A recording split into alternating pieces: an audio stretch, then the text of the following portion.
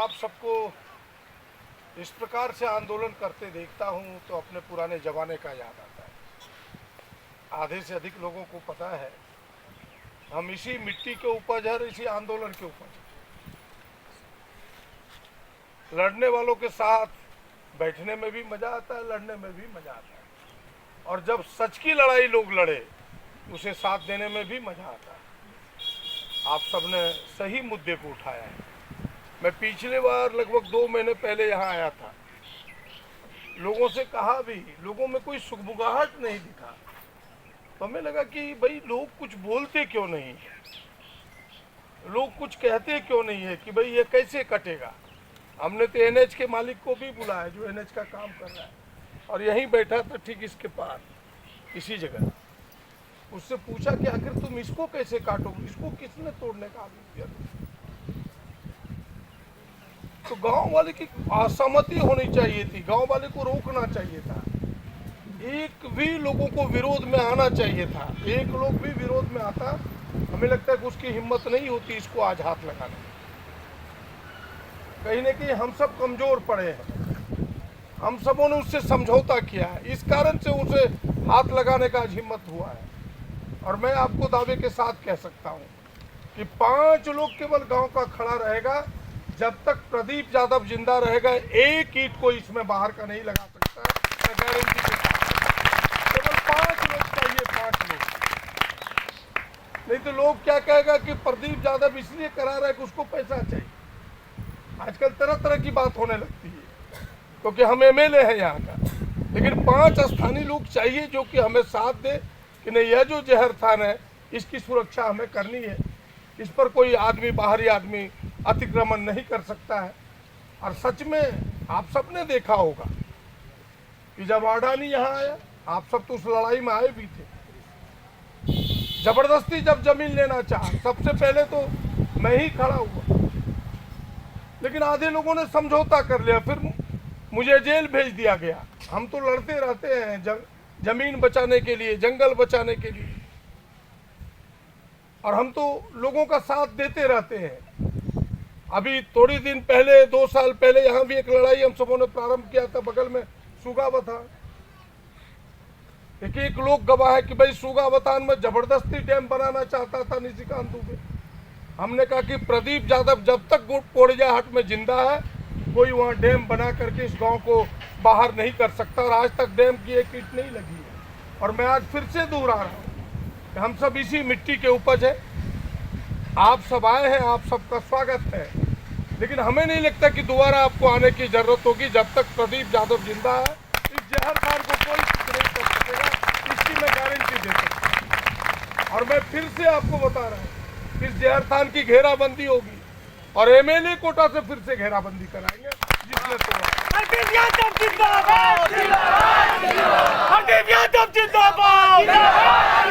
और यहाँ के लोगों को खड़ा करके इसकी घेराबंदी कराएंगे।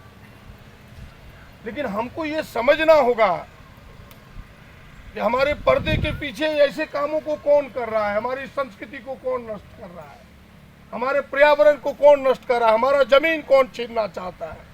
अगर सच की हम पहचान न कर सके, अंधेरे में लाठी चलाएंगे तो किसी के सर पर पड़ेगा, किसी के पैर पर पड़ेगा, उचित जगह पर नहीं पड़ेगा। और ये काम कब से प्रारंभ हुआ, आप सबको पता है कि आज फॉरेस्ट एक्ट में परिवर्तन कर दिया। फॉरेस्ट एक्ट में पहले क्या था कि भाई फॉरेस्ट में रहने वाले लोग, उनकी सहमति चाहिए ग्राम सभा के माध्यम से, तब उस पर कोई काम कर सकता था। मोदी जी ने इस चुनाव के ठीक पहले फॉरेस्ट एक्ट में परिवर्तन करके उनके 2/3 बहुमत से यह निर्णय ले लिया कि भाई वहां के रहने वालों की ग्राम सभा की सहमति की जरूरत अब नहीं है, कोई भी जाकर के फॉरेस्ट में भी उद्योग बिठा सकता है। आप उस एक्ट को डाउनलोड कीजिए आज गूगल से और पढ़िए कि कितना बड़ा परिवर्तन किया है, हमारे हाथ के अधिकार को कैसे छीनने का प्रयास किया है। आप देखिए, अब तो पहले था कि भाई कोई जमीन ली जाएगी तो 90-80% प्राइवेट, 90-80% प्राइवेट लोगों के लिए और 60% सरकारी के लिए सहमति चाहिए। उसको भी मोदी जी ने बदलने का प्रयास किया। पूरा देश लड़ा तो फिर से वो नहीं बदला गया। तो ऐसे लोगों की पहचान कि भाई कौन हमारे सुरक्षा कवच कानून बनाता है, वो कौन लोग हैं और कौन ऐसे लोग हैं जो हमारे सुरक्षा कवच में छेद करता है। अगर जमीन आज बची है हमारी, तो सिद्धो कानू को लड़ाई जिसके कारण एसपीटी एक्ट बना, क्या एसपीटी एक्ट को यहाँ पिछली सरकार ने छेड़छाड़ करने का प्रयास किया था कि नहीं? अगर आप सब मिलकर के पार्टी से ऊपर उठ करके, राजनीति से ऊपर उठ के ना लड़ते, तो क्या एसपीटी एक्ट में परिवर्तन हो जाता कि नहीं? एसपीटी एक्ट का मूल भावना क्या है? मूल भावना यही है कि भाई कृषि जमीन को हम कोई दूसरे काम में नहीं कर सकते, और उसी धारा 24 को बदलने का प्रयास किया था यही रघुवर दास की सरकार ने। आपने देखा होगा कि पहला व्यक्ति मैं था विधानसभा में कि उसको मैंने फाड़ा और टेबल पर फेंक दिया और कतई पास होने के लिए पहला आदमी टाल ठोक के कूदा था विधानसभा। इसलिए आपसे कहने के लिए आया हूं कि हम पहचाने ऐसे लोगों को कि हमारे पर्दे के पीछे होशियारी से पहले हमारे कानून को कौन कमजोर करता है। आज एनएच इसकी जरूरत भी नहीं है, इतनी चौड़ी सड़क की। हजारों लोगों का घर टूटा है, भले पैसा मिल गया, उस पैसे के मिलने के पीछे की भी कहानी श्यामदेव तुमको पता है कि भाई अगर हम जेल ना जाते तो लोगों का पैसा भी नहीं मिलता। आप सब गवाह हैं, कई नौजवान मेरे साथ उसमें साथ दिया है, राजीव तुम सब सारे लोग साथ दिए थे उस लड़ाई में। 6 महीना मैं जेल में रहा। कितना जमीन, गोड्डा की जमीन का दाम अभी वीडियो साहब मुर्मू जी सामने है, पूछिए यहाँ की गोड्डा का जमीन का दाम 1 करोड़ से घटा के 13 लाख कर दिया था। तो हम लड़े तब अभी बढ़ करके 56-54 लाख हुआ है मुश्किल से। मेरे लड़ाई के कारण दाम बढ़ा है, और मैं तो इसका पक्षधर हूं कि इतनी चौड़ी सड़क बनाने की जरूरत कहाँ है। पहले की जो सड़क थी उसी के साइड को चौड़ा कर देते तो काम हो जाता, ये हजारों लोग बेघर ना होते। एक घर बनाने में लोगों का जीवन गुजर जाता है, तोड़ने में 1 मिनट नहीं लगता। भले पैसा मिल जाता है, लेकिन उस पैसे से उतना बड़ा घर फिर दोबारा नहीं बन सकता। क्या बन सकता है उस पैसे से? कुआं खोदे हुए मिट्टी से फिर कुआं बताया जा सकता है? नहीं हो सकता है। इसीलिए जीवन में कष्ट है, हम तो इसके विरोधी लोग हैं, लेकिन लोग साथ नहीं देता है, वरना ये सारे काम हम 1 मिनट में रुकवा देते। बस आज के दिन इतना ही कहेंगे, हम जीवन में कभी इन चीज़ों में धोखा नहीं देते, अपने लोगों को ठगते नहीं। मुझे पता है कि प्रदीप यादव अगर आज जिंदा है राजनीति में, तो वो तमाम आदिवासियों का समर्थन है।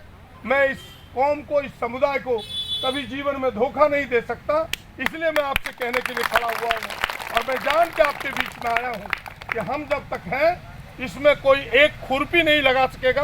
कुदाली तो दूर हुआ, और सबकी राय बनेगी तो हम एमएलए कोटा से फिर से इसका घेराबंदी कराने का प्रयास करेंगे।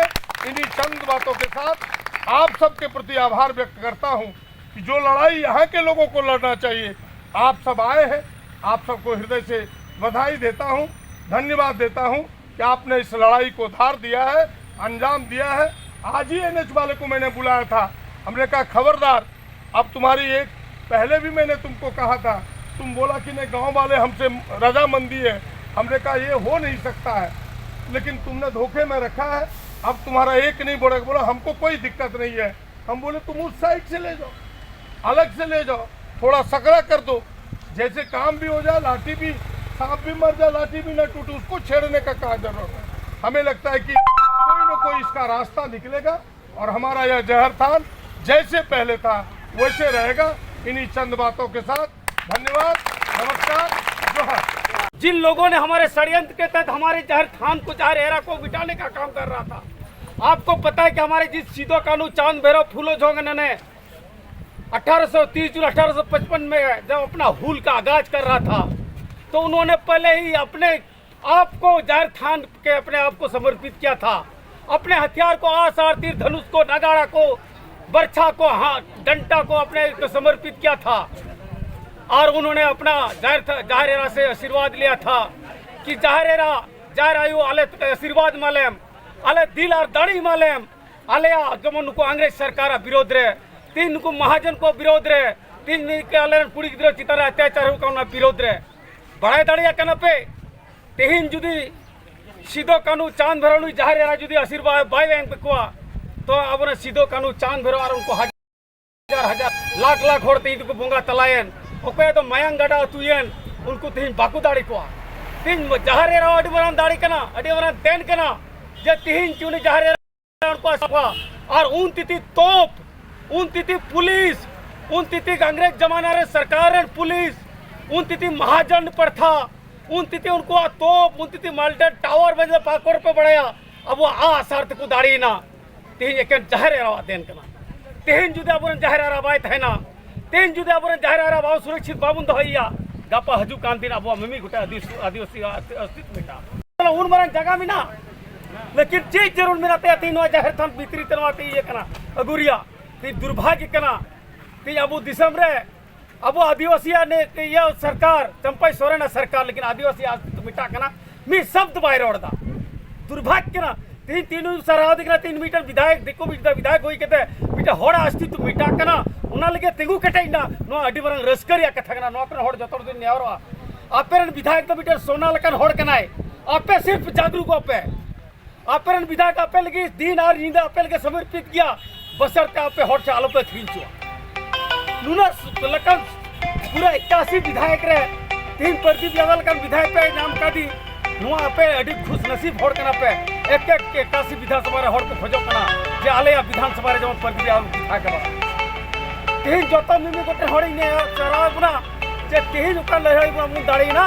न जतो मिमी गोटे पठुआ कोड़ा कोड़ी सामाजिक संगठन मधी बाबा तो प्राणिक को जतोड़ी सरहा पिया जे तीन बुना दाड़ी बु न जाहिर थनु बचाओ केदा अनको जय सीधो कनु चांद भरा बुनी दुखी नदी बरन दाड़ी की मा तीन जुदी जारे रा बाई थाय को जाहिर तार रे बाबू दुडु को तीन अब दाड़ी बांग हुई पतिया कना पे अब उका 3 किलोमीटर को 60-70 किलोमीटर को संगीन को है कहते 60-70 किलोमीटर संगीन रहे कहते नोड़ा 60 नो एरिया में झारखंड बंचाव है ना ओके दाड़ी पे सीधो कनुआ मायांग दा करना तो गवाहरना तीन जहरे रावा दाड़ी तो दाड़ी कना उना येते तीन दोहरा सेटा बना समय एडी कम किताबना जतोड़ मु चला तीन अब नोड़े पदाधिकारी मिनाया अब नोड़े प्रखंड विकास पदाधिकारी मिनाया अब का मान पत्र मिना बिकर तीन नु का विधायक रोड किदा जे तीन का पे मांग करा तीन पे है ना और दोहरा नोड़े बहे चुपया नुआ झारखंड ना नुआ बचाव कता पिया नुआ अडी बना कथा कना दुनिया कटी बना कथा मैंने कहते कि दोतोड़ दोस्तना तमाम लोगों को मैं धन्यवाद देना चाहता हूं कि आप लोगों ने जिस तरह से अपने समय दे करके आपने अपने दुकानों को छोड़ करके आपने अपने कामों को छोड़ करके आपने जिस तरह से अपने बाल बच्चों को मेला घुमाने के छोड़ करके आपने जिस तरह इस झारखंड को बचाने के लिए एक समय दिया इसके लिए मैं तहे दिल से आप लोगों को तमाम लोगों को तहे दिल से धन्यवाद करता हूँ जोहार करता हूँ और सभी को नमस्कार करता हूँ जो को हुल जोहार